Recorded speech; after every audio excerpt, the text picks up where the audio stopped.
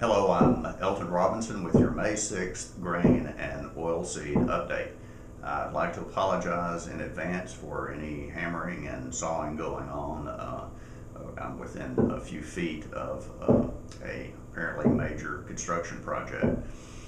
So anyway, according to USDA's most recent crop progress report, 45% of the U.S. corn crop had been planted by May 1st, 15 percentage points above the 5-year average.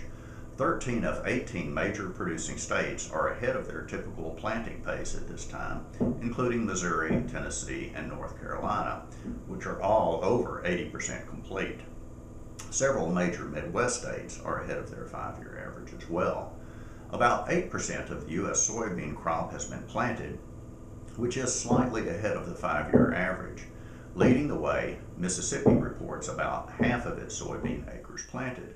Arkansas is at 32%, with Louisiana at 29% planted. About a quarter of the U.S. grain sorghum crop is in the ground, which is about on pace with the average. About 12% of the U.S. peanut crop is planted, compared to the average of around 10%. 72% of the U.S. rice crop is planted compared to a 56% average. Missouri leads the way with 91% complete, and about 55% of the U.S. rice crop is emerged. According to reports, about 42% of the U.S. wheat crop is headed, which is ahead of the typical average. 43% is listed in good to excellent condition, which is a decline from last week's 59%. According to USDA, 86% of all U.S. states report adequate to surplus subsoil moisture levels at this time. Now let's move on to exports, where we've established marketing year highs for 2 commodities. This summary is based on reports from exporters for the week ending April the 28th. Wheat exports of 385,000 metric tons were down 12% from the previous week and 4% from the prior 4-week average, with Japan, Nigeria, Mexico, and China as primary destinations. Corn exports of 1.2 million metric tons were up 13% from the previous week and 9% from the prior 4-week average. Destinations included Mexico, Colombia, Peru, Japan, Taiwan, and China. Soybean exports of 306,000 metric tons were up 10% from the previous week, with Germany, France, Japan, and Venezuela as primary customers. Soybean meal exports of 203,000 metric tons were down 18% from the previous week. The primary destinations were Mexico, the Philippines, Colombia, Peru, and Trinidad.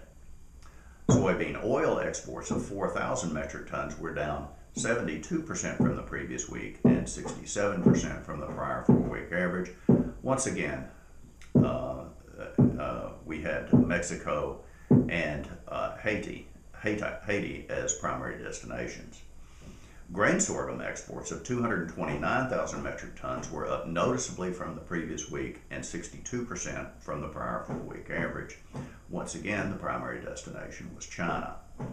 Rice exports of 91,000 metric tons were up noticeably from the previous week and 34% from the prior 4-week average.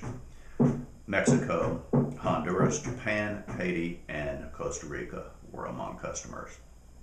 Beef exports of 12,500 metric tons was a marketing year high and up 13% from the previous week and 8% from the 4-week average. The primary destinations were Japan, South Korea, Mexico, Canada, and Hong Kong. Pork exports of 23,000 metric tons was also a marketing year high and up 5% from the previous week and 16% from the prior 4-week average. The primary destinations were Mexico, China, Japan, South Korea, and Australia. And that's it for this week's report. I'm Elton Robinson, obviously reporting from a construction zone, but thank you for bearing with me, and we will see you next week.